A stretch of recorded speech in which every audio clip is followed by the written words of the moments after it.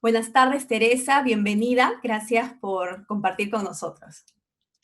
Hola Pilar, buenas tardes. Para mí es un placer y un honor poder conversar a nombre bueno, a nombre propio, pero en el marco de esta iniciativa del Instituto Goethe, ¿no?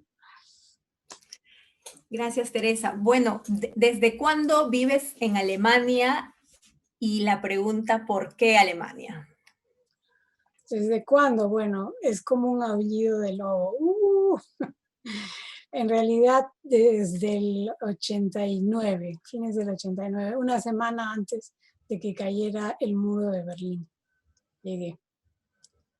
Y bueno, no vine a organizar la caída del muro, desde luego, pero coincidió con que obtuve una beca del DAAD, del Servicio Alemán de Intercambio Académico, para seguir estudios en Friburgo de Brisgovia.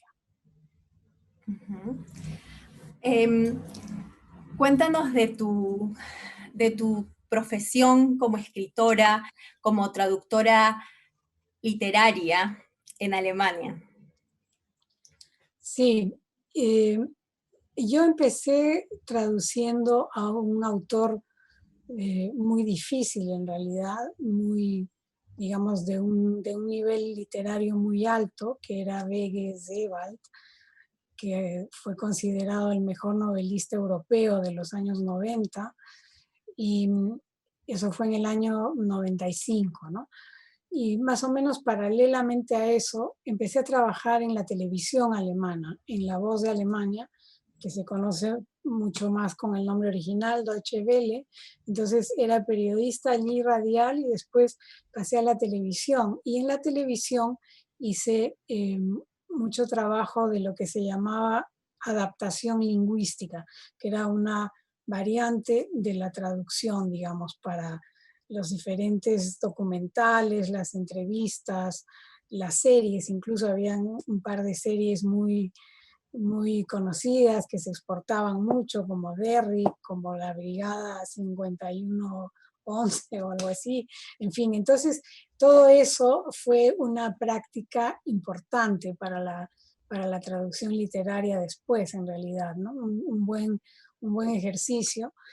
Y antes estudié también traducción en Barcelona, en la Universidad Autónoma de Bellaterra. En realidad me gradué como traductora allí, ¿no? Entonces digamos, hay un oficio que se ha ido afianzando con los años y con la experiencia, ¿no?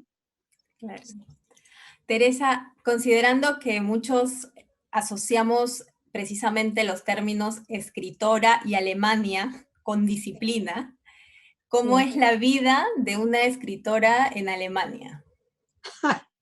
Bueno, yo creo que cada uno tiene su propio ritmo y todo, ¿no? O sea, yo estoy muy contenta de poderme dedicar ahora solo a esto. Yo me acuerdo que cuando recién llegué y veía en las solapas de los libros de los escritores, ponía al final lebt als freie Schriftstellerin o als freie Autorin, y me encantaba esto de freie, ¿no?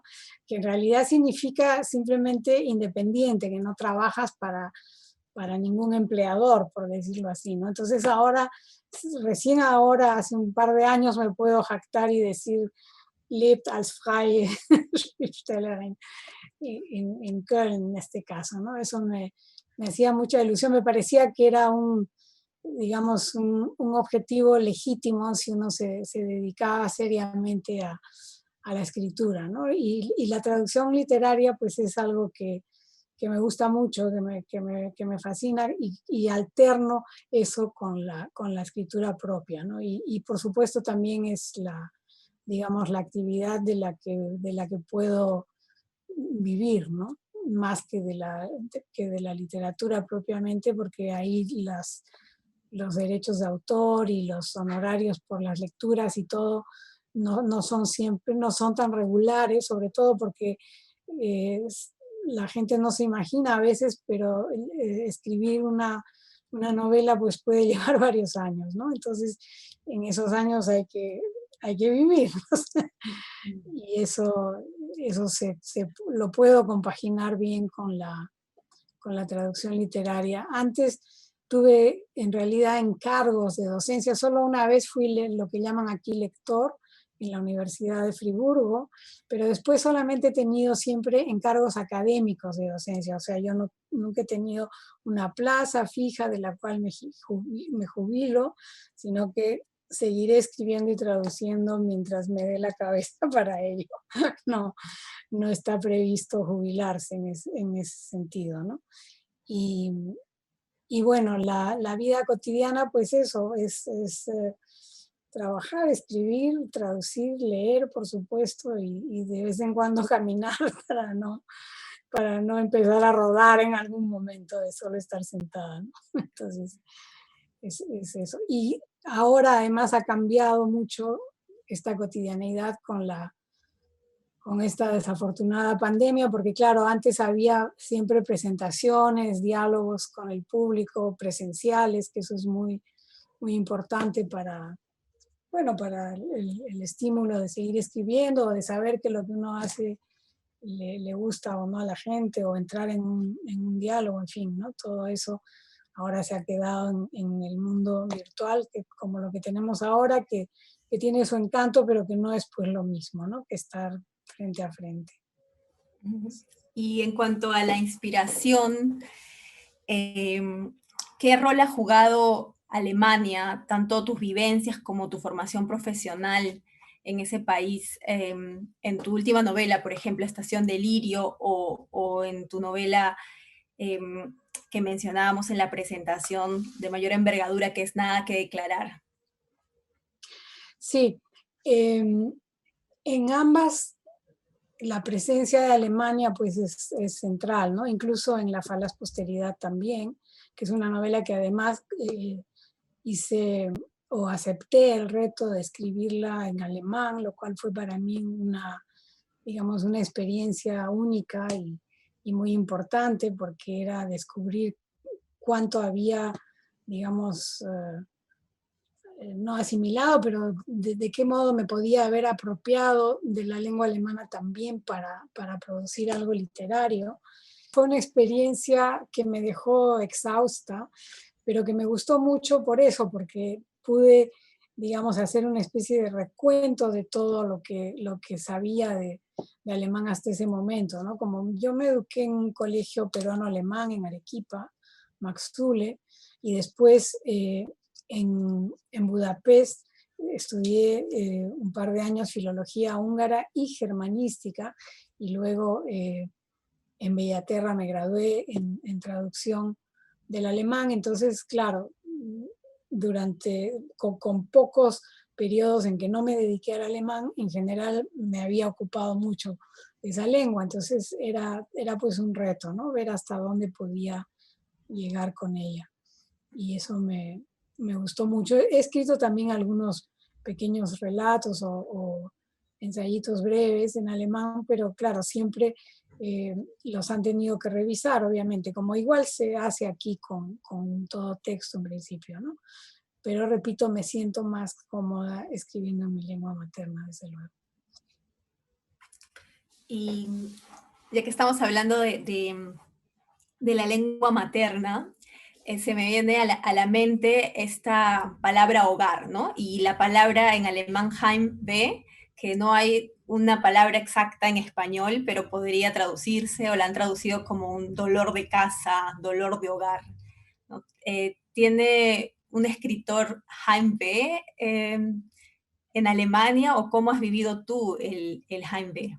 Sí, yo es que en realidad me fui primero a Budapest a los 19 años. Me tuve que emancipar ante la ley. Eran tiempos en que no solo no había internet ni teléfonos móviles, había que esperar 10 días para una carta. En fin, sí sentí claramente el Jaime que decías antes, ¿no? La nostalgia del hogar. Eh, pero al mismo tiempo también hice todo ese trabajo de superarla en esa etapa, ¿no? Entonces después viví en España, bueno, en varios países, estancias breves, pero ya donde me instalé fue en Barcelona, Y ese fue también todo un encuentro, un reencuentro con la lengua materna, con el castellano, a pesar de que llegué justo en el momento en que empezaba la normalización del catalán, ¿no? Pero desde luego estar en ese entorno de lengua materna era sentirse también en casa de otro modo, ¿no? Entonces, no, al venir a vivir a Alemania en el año fines del 89, como dije antes, había estado en el Perú un par de años. Precisamente, entre otras cosas, dirigí el Instituto Peruano Alemán en Arequipa, ¿no? Que teníamos mucho contacto con el Goethe, recibíamos invitados que llegaban, que hacían giras por los diferentes institutos Goethe del mundo, y a veces teníamos la suerte de que nos visitaran también en Arequipa, y yo tenía el honor de presentarnos, ¿no? Presentarlos fue el caso, por ejemplo, de Hans Magnus Enzensberger, ¿no? En el año 86. Entonces, ya cuando vine a vivir a Alemania propiamente, ya tenía yo un poco una función casi como de puente, ¿no? Entre las dos culturas, entre los dos países, y ya ahí casi no tienes tanto espacio para ese tipo de nostalgia, a pesar de que por supuesto a los seres queridos los extrañas siempre, ¿no? Eso no se puede dejar de lado. ¿Y han habido situaciones o aspectos en los que para ti no ha habido esta especie de puente que ayuda mucho en el proceso de adaptación? Em, ¿Cuál habría sido el principal reto o dificultad en Alemania?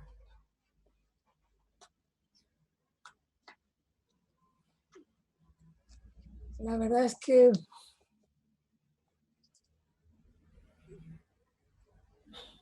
no sabría decirte porque más o menos todo es parecido. Quiero decir, mira, hay un tema que suena muy banal, por ejemplo, pero es el clima, ¿no? El clima es algo que es una diferencia importante con el clima al que estaba acostumbrada en el Perú, la luz, ¿no? Aquí ahora precisamente en esta época ya casi invierno, oscurece a las 5 y pico de la tarde. Digamos, es una falta de luz que es, sí, que yo creo que influye un poco también a veces, ¿no? En el estado de ánimo, etcétera.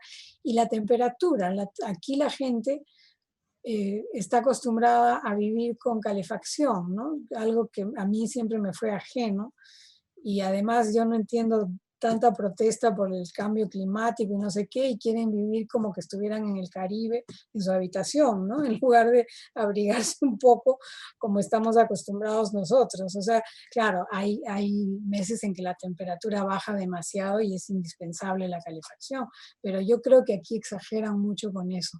Y eso es algo que a mí me agobiaba bastante. En Hungría ya pasé por eso también, porque es similar, ¿no? Son aspectos así que pueden influir un poco, porque son cosas a las que te enfrentas cada día, ¿no? Dentro de, digamos, de una estación, de una temporada, ¿no?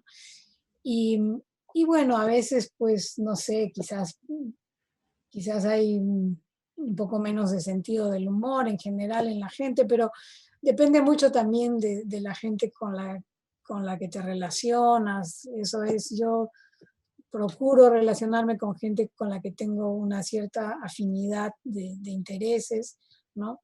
Y entonces, en principio, no hay mayores problemas, ¿no? Pero yo creo que ahora la gente más joven lo tiene en parte un poco más difícil, porque se está viviendo aquí digamos, un proceso de ebullición, de mezclas de todo tipo de personas que todavía no ha cuajado bien, ¿no? Entonces, en ese proceso hay cierta confusión, y a veces pasan cosas pues desagradables, ¿no? O sea, con las chicas en las discotecas, todavía es un hecho muy frecuente que les pongan esas famosas horribles K.O.-Tropfen para abusar de ellas, cosas así que serían impensables, ¿no? Y sin embargo se dan, y no sabes bien a quién digamos, y la policía no te acepta una denuncia si no sabes quién ha sido la persona, como si uno pudiera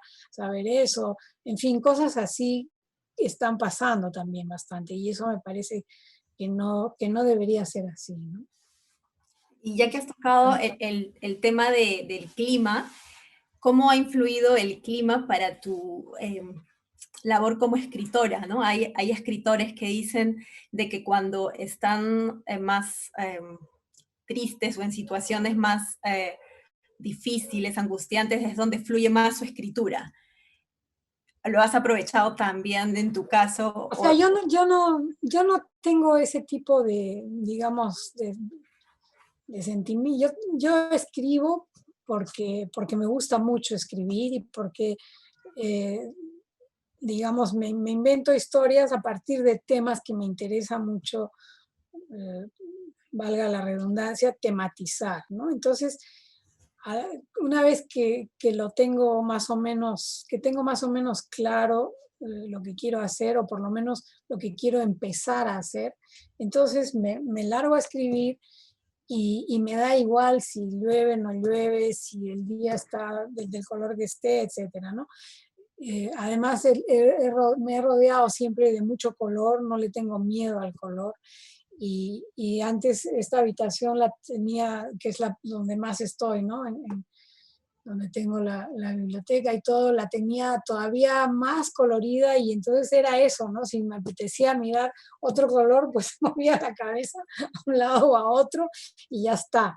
Y no tenía, o sea, soy, en el fondo creo que soy más pragmática de lo que la gente se puede imaginar. No me hago problemas por lo que no tengo, no me pongo triste porque me falta no sé qué ingrediente de la comida, no, esas cosas no. O sea, extraño a seres humanos, eso segurísimo, ¿no? Pero después los otros factores, no, lo que mencioné antes del clima era un poco por la, digamos, por la relación con la gente en ese sentido,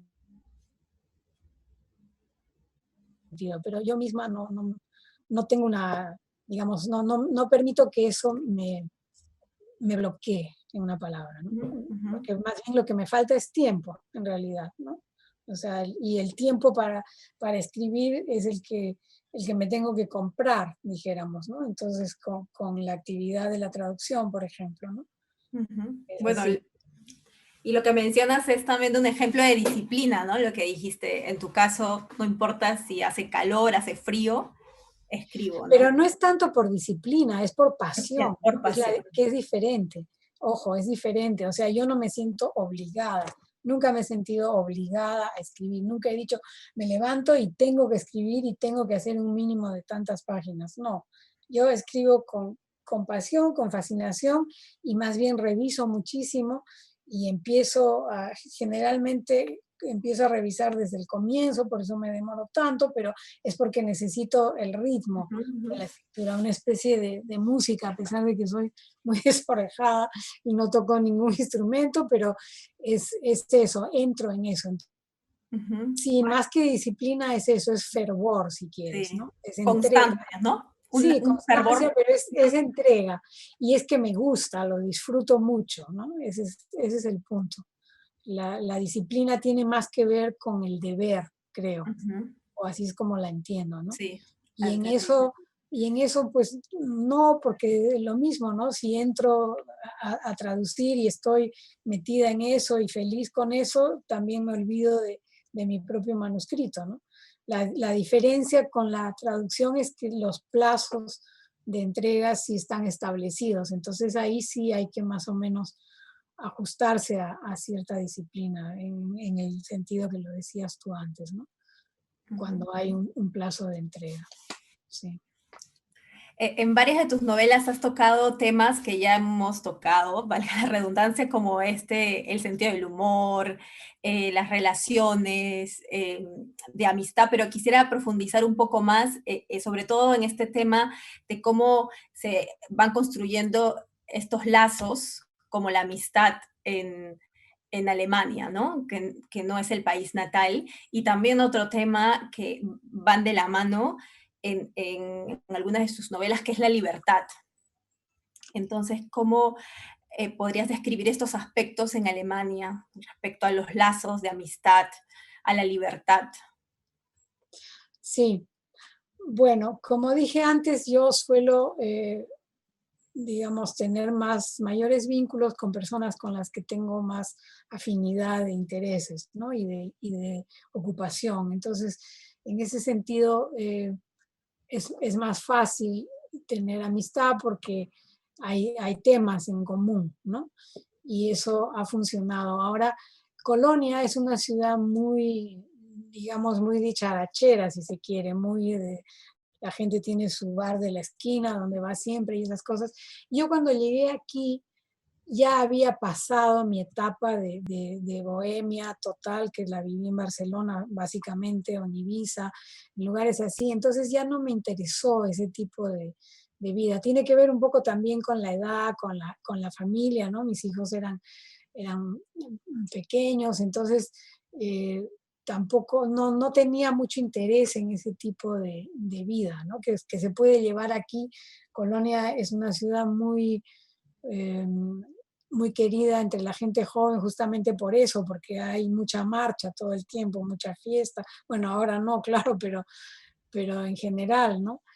Y yo ya estaba en otra historia, digamos, cuando vine aquí. Entonces, mis amistades han sido mucho y son mucho más puntuales.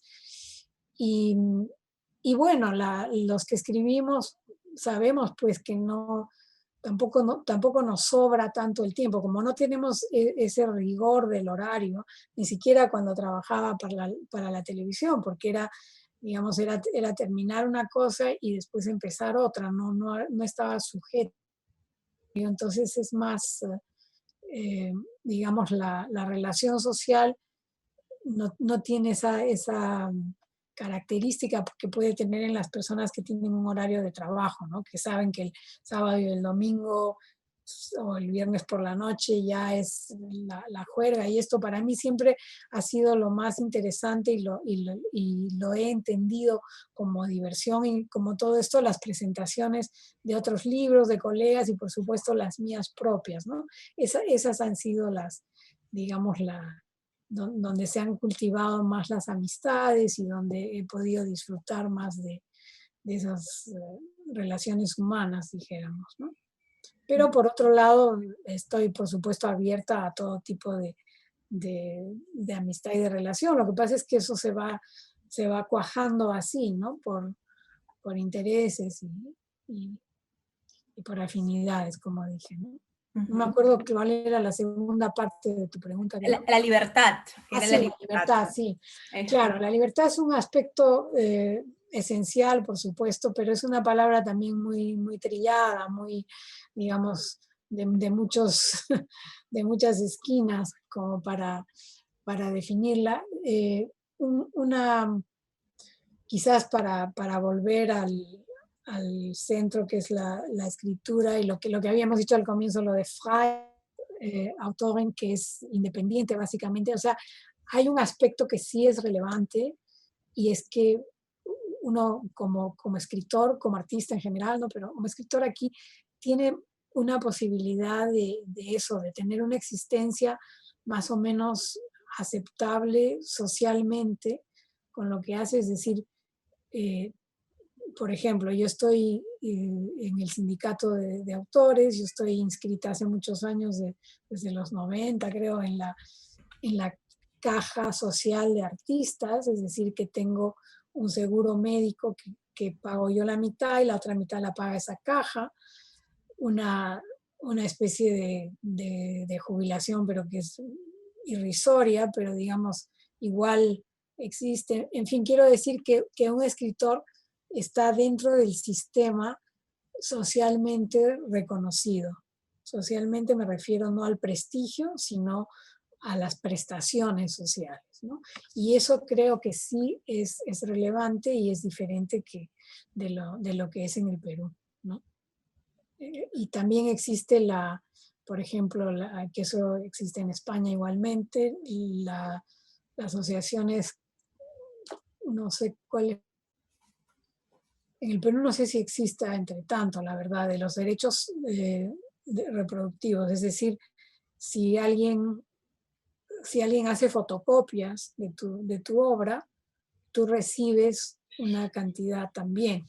No pueden determinar cada fotocopia naturalmente, pero tienen sistemas para más o menos calcular eso, ¿no? Entonces, hay una serie de reconocimientos materiales a la obra que te permiten eso, una existencia más digna dedicándote a eso, ¿no? Y no teniendo que ser siempre, teniendo que estar siempre sometido a otros, a muchos otros trabajos para mantenerte.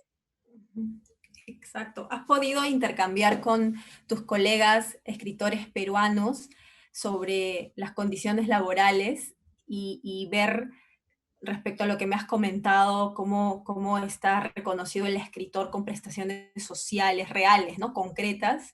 Sí. Eh, ¿Cuán lejos estamos en Perú o si han habido avances los últimos años? Sí, bueno, creo que es toda una lucha, ¿no? Por ejemplo, el tema se vuelve a salir a colación, vuelve a ser, vuelve a estar presente cuando, por ejemplo, algún escritor es de edad muy avanzada y se encuentra solo y en condiciones precarias de salud, etcétera, y entonces hay llamados, en fin, ¿no? Y eso aquí está mucho más protegido, por así decirlo, ¿no? Por lo que expliqué antes, porque hay una, digamos, de alguna manera, hay instituciones que se preocupan para que eso no sea así. Naturalmente uno tiene que acercarse a las instituciones, pero uno se informa, en fin, el acceso no es tan difícil, ¿no? Entonces, siempre todo está en manos de cada uno, pero es factible, existe la posibilidad. Y creo que sí, esa es una diferencia y es una lucha importante, porque el problema es digamos, el concepto, ¿no? La mentalidad, el hecho de creer, mucha gente todavía cree que uno escribe porque es su hobby, entre comillas, ¿no? O sea, no capta, digamos, eh, el, el papel vital, el papel central que ocupa la escritura en la vida de un escritor. O sea, si yo para escribir doy mis mejores horas, mi mayor lucidez, mi mejor tiempo, descuido muchas otras cosas, etcétera, etcétera, es pues justo que de alguna manera pueda vivir de eso, o por lo menos pueda tener un reconocimiento también material por eso, ¿no? Y no tenga que hacerlo siempre a escondidas o solo en los fines de semana o qué sé yo. Entonces, esa es una diferencia importante, ¿no? Que se, digamos, aceptar la existencia, en el sentido existencial, la existencia de escritor. No que tenga que ser un profesor universitario que también es escritor, ¿sabes? Esa diferencia, o un periodista que también es escritor, en fin, que uno ejerza además lo otro para contrarrestar, etcétera, es diferente, pero que esté obligado porque de otra manera no llega a fin de mes es otra cosa, ¿no? Ujú, ujú. Y en general sobre los derechos en Alemania como la salud, la educación, la seguridad, ¿qué podrías decirnos? Bueno, la salud ya expliqué antes, ¿no? Yo tengo este seguro y el sistema de salud está organizado de manera que tú puedes con el seguro, digamos, estatal al que se paga, claro, pero es una cantidad, digamos, aceptable. Tú puedes elegir los médicos, ¿no? Esa es una gran ventaja. Tú no estás obligado a ir a un determinado hospital, sino que tú eliges el médico que quieras. Ahora, desgraciadamente, el sistema se ha empezado a corromper un poco por la influencia de los Estados Unidos del tipo de medicina privada, ¿no? Y cada vez hay más médicos que solo quieren atender con seguros privados y tal, pero felizmente todavía no es mayoritario ni mucho menos. Entonces, uno puede elegir al médico que lo atiende, en fin, por las razones que sea, tienes un margen aceptable en ese sentido y una atención buena, por supuesto, ¿no? Eso es algo que se aprecia que se aprecia mucho. Sí. Y en uno de tus libros tocas este tema tan crudo que es la trata de personas, ¿no? Que es más que un delito, es una de las situaciones más denigrantes en las que puede encontrarse un ser humano. Y sobre todo las mujeres, ¿no? Incluso las niñas, en muchos casos, como el Perú. Alemania no es la excepción, también la trata de personas afecta a las mujeres, incluso hay algunas cifras que dicen que en los últimos años habría aumentado. Em, ¿Cómo describirías la situación de la mujer a lo largo de estos años y cuál es la situación actual de la mujer en Alemania?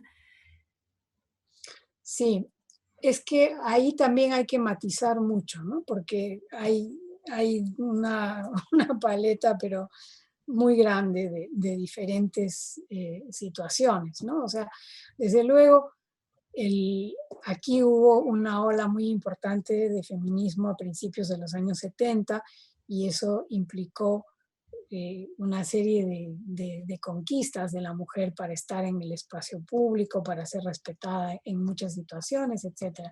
Pero sigue siendo un tema no resuelto. Las mujeres reciben menos dinero por la misma actividad en la mayoría de trabajos y eh, lo que decía antes, con, la, con el nuevo, digamos, con la nueva composición de culturas que hay ahora, hay también otro tipo de conceptos de lo que debe hacer o no debe hacer la mujer. Y entonces la gente joven está un poco confundida con eso, ¿no? Todavía no se puede, no queda muy claro. Por otro lado, hay mucha violencia doméstica que de la cual no se informa. O sea, hace un par de semanas entrevisté a una filósofa alemana para el Hey Festival y me puse un poco al día en cifras, ¿no? Y es bastante, digamos, no diré bochornoso, pero alarmante ver que aumenta eso, que no disminuye. Y el tema que dijiste del que me ocupo en la novela Nada que declarar y la otra versión del libro de Diana, de la prostitución, es una cosa realmente denigrante e inaceptable, ¿no? Aquí se dio la ley en el año 2002 con la idea o sea, de legalizar la prostitución, cosa que es, en fin, un tema también de largo aliento, digámoslo así, pero la idea era que tuvieran las personas, las mujeres que se dedican a ello, mejores condiciones laborales, etcétera, ¿no? Lo cual es un poco una paradoja porque, digamos, considerar eso un trabajo es bien relativo, pero en fin. Y al final lo que ocurrió fue que eso dio carta blanca a la trata, precisamente, ¿no? Porque coincidió además, infelizmente en este caso, con la ampliación de la Unión Europea, entonces resulta que pueden hacer trata de mujeres desde países que pertenecen a la Unión Europea, pero cuya economía es mucho más precaria que la alemana, entonces, sobre todo del este, y entonces las traen aquí y el negocio de la prostitución florece y las mujeres, y no se saben las cifras de la trata que hay. Es una situación realmente muy fea y no quieren los políticos tocarla. Yo he hablado con algunos políticos y si son hombres se hacen los idiotas y si son mujeres te dicen que lo han propuesto y que nunca resulta que se habla en el pleno, ¿no? Y eso me parece un escándalo realmente. O sea, de vez en cuando hay mujeres que, digamos, luchadoras, ¿no? Que consiguen espacios públicos para hablar de eso, pero es en función de lo que existe, es relativamente poco o demasiado poco. Y por otro lado, hay una serie de programas de televisión, estos de conversaciones, donde siempre invitan a un par de prostitutas estrella que dicen que es una maravilla trabajar en eso, que están felices. Puede ser que haya algunas, pero no son representativas, son excepciones. Y entonces eso da una imagen de que es todo diferente, ¿no? O sea, se sabe que hay o bueno, había hasta antes de la pandemia, la pandemia marca quizás ese sea el único efecto positivo que pueda tener, había una especie de turismo sexual dentro de Alemania, o sea, autobuses llenos de tipos que iban a determinados prostíbulos, todo el viaje, todo el paquete, y eso me parece, bueno, inadmisible en el siglo XXI, ¿no?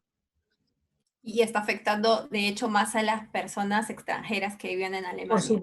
Por supuesto, las traen, en fin, ¿no? Yo he tratado yo me he inventado una historia y desde luego con las personas que trabajan en estas instituciones donde tratan de ayudar, pues eh, todas me dicen que claro, que es más o menos lo parecido, ¿no? Lo que ocurre. Sí.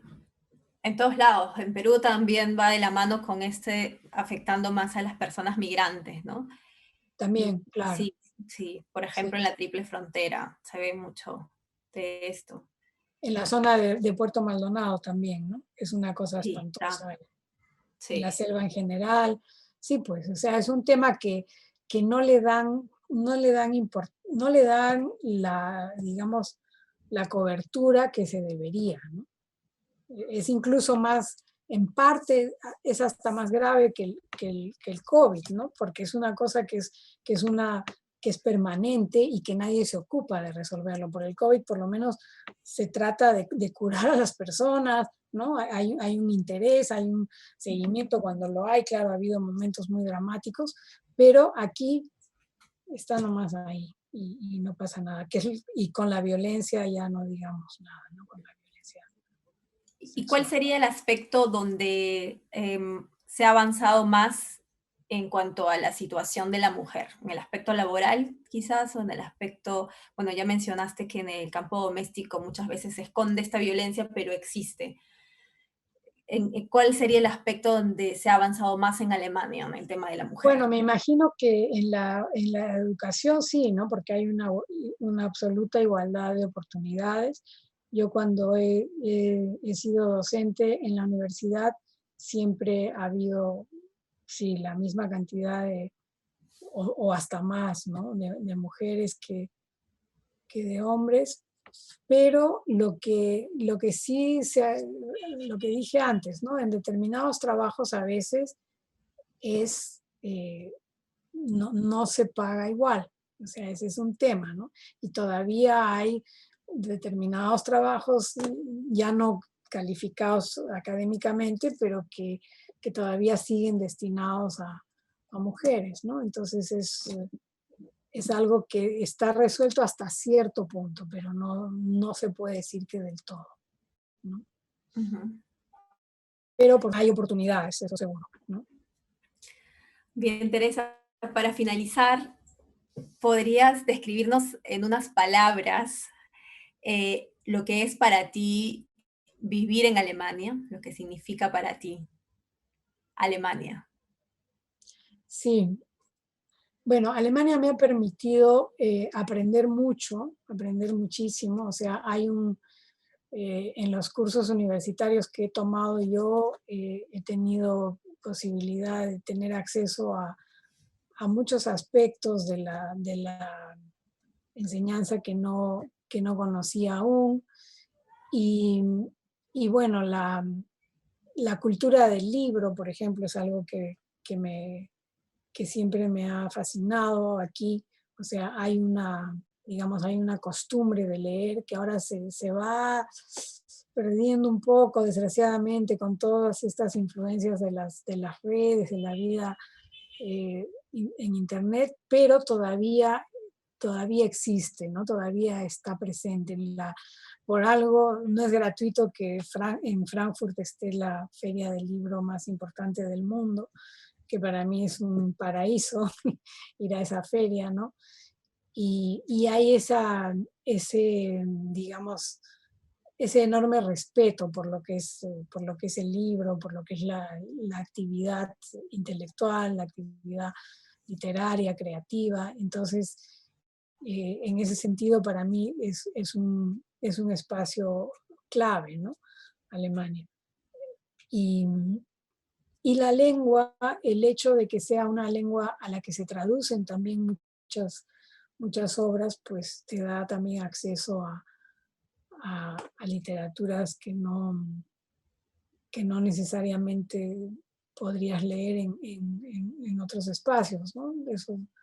Eso varía un poco, pero en fin, hay una producción muy importante de libros aquí y eso me gratifica mucho, ¿no? Sí. Bueno, y a nosotros nos gratifica mucho también el tenerte como escritora peruana conquistando no solo Alemania, ¿no? Sino Bueno, tantos... conquistar es mucho decir, porque por ejemplo, ojo, Bueno, esta novela donde el tema de la prostitución y está situado aquí, no me la quieren publicar en alemán, por si acaso. O sea, no hay forma, tampoco es que se haya intentado demasiado, pero no. Y yo, eso también hay que decirlo. O sea, si yo escribiese lo mismo, pero que solo ocurra en el Perú, perfecto, ¿entiendes? Pero que una peruana venga aquí a decirles qué es lo que están haciendo mal, tampoco creas que les gusta, ¿no? O sea, todo hay que decirlo. No es una cosa que, ¿no? O sea, por ejemplo, mi novela La mujer cambiada, ningún problema porque todo ocurría en el Perú, ¿entiendes? Cualquiera que cuenta o sea, si eres extranjero y cuentas cosas de tu país que son atroces, muy bien. Pero si cuentas cosas de aquí que son atroces, ya se complica la cosa, ¿sabes? Se complica bastante. Entonces, eso también hay que decirlo, ¿no? Porque no es una cosa automática, ¿no? sí, Y, sí, y total. bueno, en fin, pero me he acordado, quería mencionarlo ya que estamos con el Vete Allá, que mi primer cuento lo publiqué en una revista que sacaba el Instituto Goethe de Lima, el Lima Courier, no sé si sigue saliendo. La dirigía José Ábalos y sacó una serie de cuentos escritos por mujeres. Ese fue el proyecto y ahí aceptó mi primer cuento y lo publicó y nos daba un honorario en esa época de $25. Fue la primera vez que recibí un honorario por algo que había escrito y eso también demuestra lo que decía un poco antes, ¿no? Eso lo podía hacer porque era el Instituto Goethe, o sea, porque era algo absolutamente normal, ¿me entiendes? Entonces, no es eso de publicar por como ponerse una pluma, ¿no? Sino Ujú. hay un reconocimiento al trabajo también intelectual y eso es importante. Sí, de hecho, todavía hay algún ejemplar en la biblioteca del Goethe Institut. Y bueno, Sí, también de Lima Courier. Bueno, de hecho salió luego, sacó una antología, ¿no? El mismo Adolf con todos esos cuentos que se llama Cuentan las mujeres. O sea, la publicó el Instituto Goethe. Sí, sí. no De, recuerdo ahora el año, lo tengo por aquí, pero sí, me acuerdo sí. de eso. Él De ya hecho, falleció, en ¿no? el Perú también hay mucho, el Goethe Instituto ofrece mucho acceso a la cultura que, que, que no es tan sobreentendido en nuestro país, ¿no? Y un acceso Claro, además libre, ¿no? O sea, gratuito claro. y me parece muy importante. Claro, yo presenté la última vez, bueno, hace ya tiempo, en realidad se pasa todo tan rápido. En el 2014 tuve la suerte de que Lourdes Herrera organizara la presentación de una traducción que hice de Rosa Auslenda de poesía, en parte con mi padre, que ya falleció, y fue un trabajo también muy bonito porque traducir poesía es algo ya, digamos, la poesía siempre es lo sublime, dijéramos, de la literatura, ¿no? Y cuando es buena, pues es un gran placer.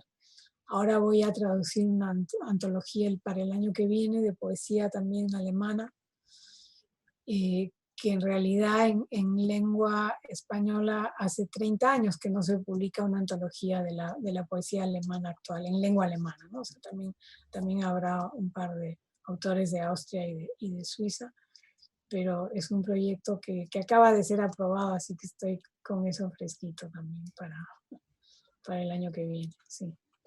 Y hablando de poesía, ahora sí ya para terminar, ¿has tenido la oportunidad de traducir a César Vallejo, ¿no? Porque una de tus obras parte de los versos, ¿no? De uno de sus poemas, Eses. Claro, pero Nada que sí, declarar. no, pero es que mira, la traducción literaria seria es, la haces a la lengua materna. O sea, a Vallejo lo tienen que traducir Mm, poetas alemanes, ¿sabes? Traductores alemanes. De hecho, Enzensberger precisamente es uno de los traductores de Vallejo. Entonces, no tiene, no tendría sentido que lo tradujese yo, a no ser que fuese un trabajo en equipo, ¿no? Eso sí se ujú. puede hacer a 4 manos, a 6 manos, a 8 manos, pero eh, es básicamente eso, la traducción tiene que, para que sea de calidad, ¿no? Para que tenga un peso, que tenga una relevancia, que se publique y quede, se pueda reeditar, etcétera, tiene que ser con un conocimiento pues muy alto de la lengua, ¿no?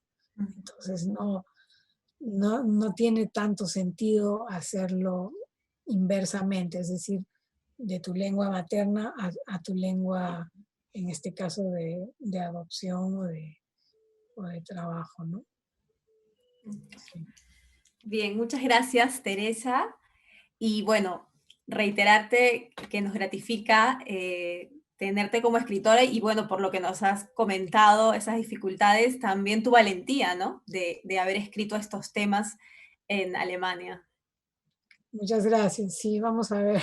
La nueva novela también la Estación de Lirio también transcurre en Alemania en el pasado, una buena parte. Y bueno, como no ha salido mucho del Perú porque se distribuye solamente allá y ahora precisamente por el tema de la pandemia tampoco se puede traer en forma de libro aquí, entonces es un poco limitado el acceso. Vamos a ver qué pasa, porque tampoco hay digamos, tampoco soy muy complaciente con algunos temas, ¿no? Vamos a ver, pero sí, por ejemplo, sí es gratificante también, volvemos al mismo adjetivo, ahora en la Universidad de Heidelberg, por ejemplo, en el semestre que viene van a estudiar nada que declarar la versión esta del libro de Diana en un seminario de literatura, hispanoamericana, en fin. Entonces, sí hay acceso a través, por lo menos, de algunos profesores que se interesan y que quieren divulgarla, ¿no? Entonces, en fin, eso ya me hace también muchísima ilusión, ¿no? Y ahora en Arequipa, en diciembre, también los chicos de San Agustín están haciendo un conversatorio, no sé cómo le han llamado al final, pero son 3 días que van a tener trabajo sobre lo que yo he escrito y me hace muchísima ilusión también Ay, eso. qué bueno, Teresa, excelente. Y vamos a estar al pendiente, Ya, definitivamente, de estos dos eventos tan importantes sobre tu obra, ¿no? Muchas vale. gracias. Y gracias de Gracias a parte acá. ustedes y felicito esta iniciativa del Goethe, ¿no? Sí, Bueno, gracias de parte del Goethe Institut, de parte de Lourdes Herrera, muchas gracias. por, Sí, por tu colaboración y todo lo que hemos aprendido de ti hoy. vale, pues bueno, ya me Gracias. dirán dónde puedo ver esto después, ¿no?